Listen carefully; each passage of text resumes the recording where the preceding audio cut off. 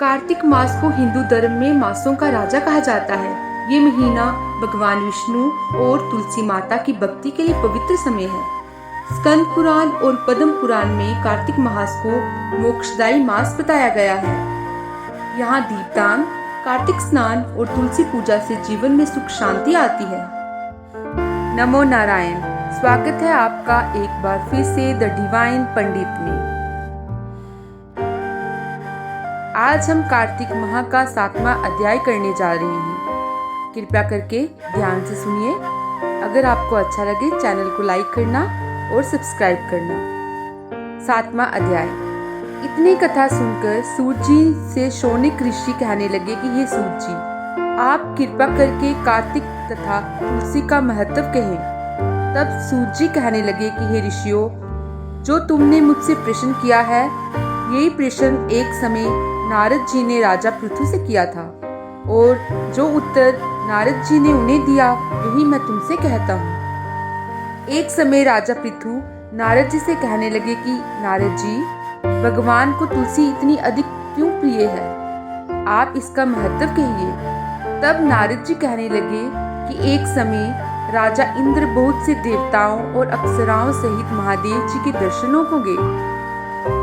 सो सब कैलाश पर पहुंचे। तब एक बड़े भारी आकार वाले और भयंकर नेत्रों वाले पुरुष को देखकर इंद्र ने पूछा कि तू कौन है और शिव कहाँ है? तब कई बार पूछने पर भी उसने कोई उत्तर नहीं दिया तो इंद्र ने क्रोध में आकर अपना वज्र उसके कंठ पर दे मारा, जिससे उसका कंठ नीला हो गया, परंतु इंद्र का वज्र भी भस्म हो गया। फिर उसकी आंखों से ऐसी प्रचंड अग्नि निकली मानो इंद्र सहित सारे संसार को भस्म कर देगी। ऐसी स्थिति देखकर बृहस्पति जी हाथ जोड़कर और इंद्र को दंडवत करा झुकाकर भगवान शिव की स्तुति करने लगे कि हे देवादिदेव, त्रिपुरासुर तथा आकासुर का नाश करने वाले, यज्ञ का फल देने वाली त्रिपुरारी, आपको नमस्कार है। ब्राह्मणों की रक्षा करने वाले, आपको नमस्कार है। नारद कहने लगे कि हे राजा पृथु, इस प्रकार स्तुति सुनने पर भी श्री महादेव जी ने त्रिलोकी को नष्ट करने देने वाली अग्नि को शांत कर दिया और कहने लगे कि हे देवताओं, वर मांगो। मैं आपकी स्तुति सुनकर अति प्रसन्न हुआ हूँ। हमने इंद्र को जीवन दान दिया, और हे बृहस्पति जी, आज से तुम्हारा नाम भी जीव होगा। बृहस्पति जी कहने लगे कि यदि आप प्रसन्न हैं तो इंद्र की रक्षा कीजिए और संसार को जला सकने वाली अग्नि जो आपके नेत्रों से उत्पन्न हुई है उसको शांत कीजिए। तब शिव कहने लगे कि नेत्र से निकली हुई अग्नि वापस कैसे जाए? अंत अब हम इसको दूर फेंकते हैं। ऐसा कहकर अग्नि को हाथ में लेकर समुद्र में फेंक दिया। वह आग गंगा के संगम में जाकर गिरी और बालक बनकर रोने लगी। उसके रोने की आवाज से पृथ्वी कांपने लगी तथा सातों लोग बहरे हो गए। ऐसा आश्चर्य देखकर वहां पर आए हुए ब्रह्मा जी समुद्र की गोद में बालक देखकर आचार्य से पूछने लगे कि ये बालक किसका है? समुद्र ने बड़े आदर से बालक को उठाकर ब्रह्मा जी की गोद में दे दिया और कहने लगे कि ये मेरा पुत्र गंगा से उत्पन्न हुआ है, आप इसके जातकर्म कराएं।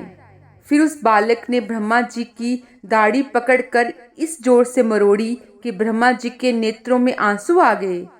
किसी प्रकार दाढ़ी छूटी तो ब्रह्मा जी ने कहा कि इसने हमारी आंखों से जल निकाला है, अंत इसका नाम जलंधर होगा, परंतु ये शिव के अतिरिक्त और किसी के हाथ से नहीं मरेगा, क्योंकि ये शिव के अंश से ही उत्पन्न हुआ है। ये अभी युवा हो जाएगा। तब ब्रह्मा जी शुक्राचार्य को बुलाकर और उसका राज्याभिषेक कराकर अंतर्ध्यान हो गए। तब समुद्र ने कालनेमी की कन्या वृंदा के साथ उसका विवाह कर दिया, जो कि पतिव्रताओं में सबसे प्रथम और अति सुंदर थी। परम सुंदरी वृंदा के साथ विवाह कर जलंधर अति प्रसन्नता से दिन बिताने लगा। जब जलंधर घर आता तो वृंदा अपने हाथ से पंखा झोलती, अर्घ आचमन उसको अर्पण करती। वह अपने पति को नारायण समझकर उसकी सेवा किया करती थी। नारद जी कहने लगे, हे राजा पृथु, अब मैं पतिव्रता स्त्री के कुछ लक्षण तुमसे कहता हूँ। पतिव्रता स्त्री अपने पति के दुख में दुखी और उसके सुख में सुखी होती हैं। परदेश जाने पर दुखी और पति के मर जाने पर सती हो जाती हैं। पति के पाप तथा पुण्य को आधा बांटने वाली स्त्री को अपने पति के मर जाने पर अवश्य सती हो जाना चाहिए।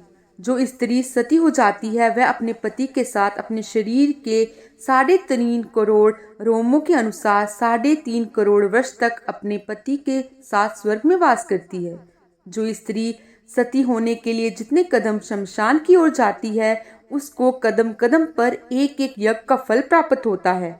वह अपने माता पिता तथा पति तीनों कुलों को पवित्र कर देती है। जैसे सपेरा सांप को बिल से बाहर निकाल लेता है वैसे ही वह अपने पति को नरक से बाहर निकाल लेती हैं। अंत पतिव्रता स्त्रियों को अपने मृतक पति के साथ ही सती होना उनका परम धर्म है। इतना कहकर नारद जी बोले, हे राजा पृथु, देवताओं से डरकर जो सब दैत्य पाताल में भाग गए वह जलंधर का अभय पाकर फिर पृथ्वी पर आकर घूमने लगे। उसी समय जलंधर ने कटे सिर राहु को देखा। उसने शुक्राचार्य से इसका कारण पूछा। तब शुक्राचार्य ने समुद्र मंथन तथा देवताओं द्वारा रत्नों के हरण की कथा सुनाई।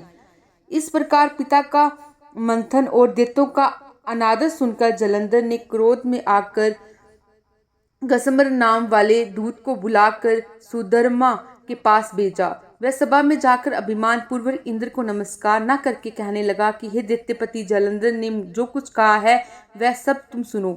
हमारे पिता का मंथन करके जो तुमने रत्न लिए हैं उन पर तुम्हारा कोई अधिकार नहीं है।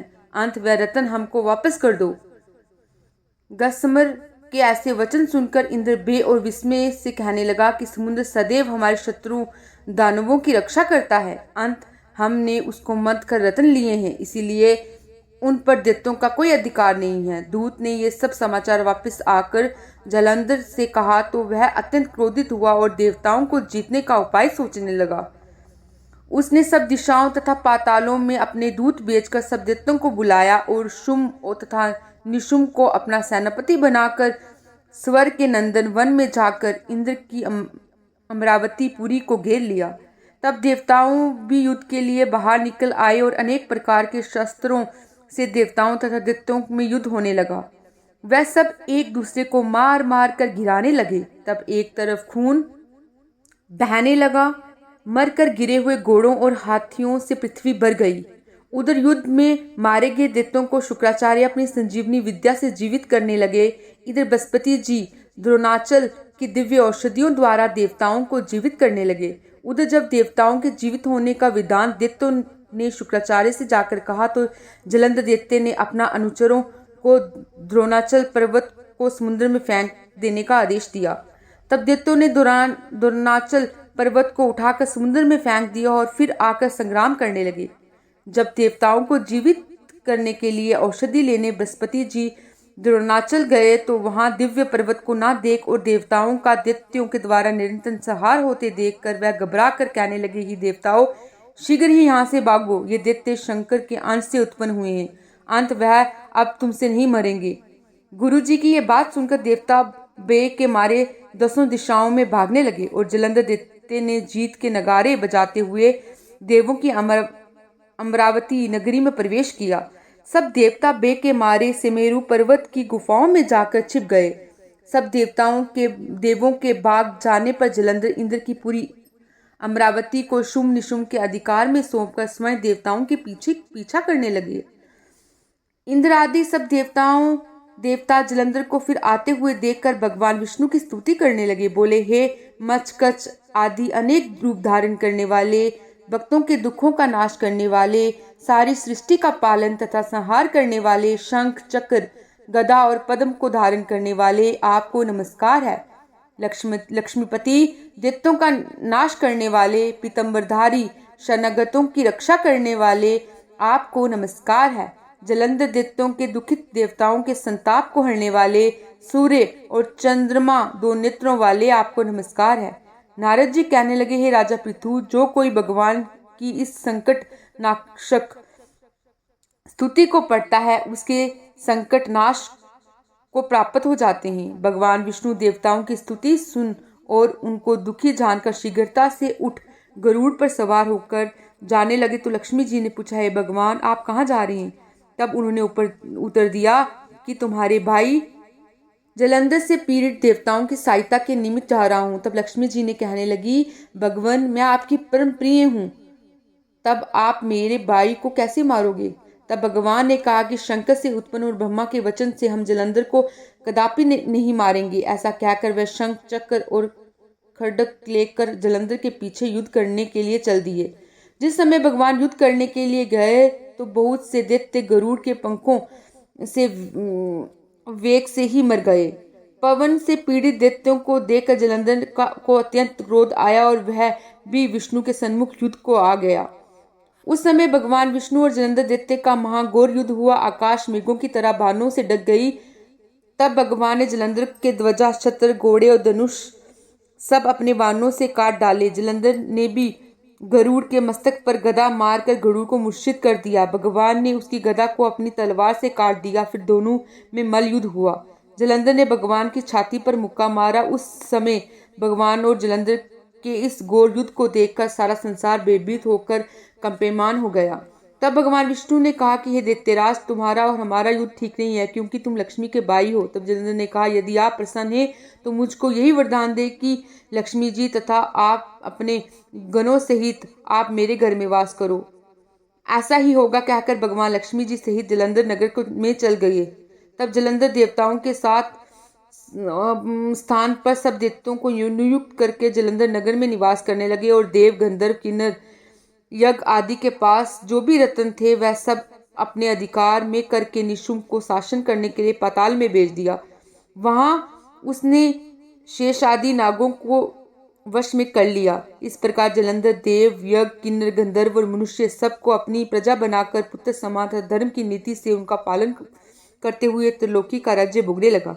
नारद जी बोले, हे राजा पृथु, एक समय भगवान के दर्शन करने तथा जलंधर की राज्य लक्ष्मी देखने के लिए हम भी वहां गए। नमो नारायण। आज का अध्याय यहीं समाप्त होता है।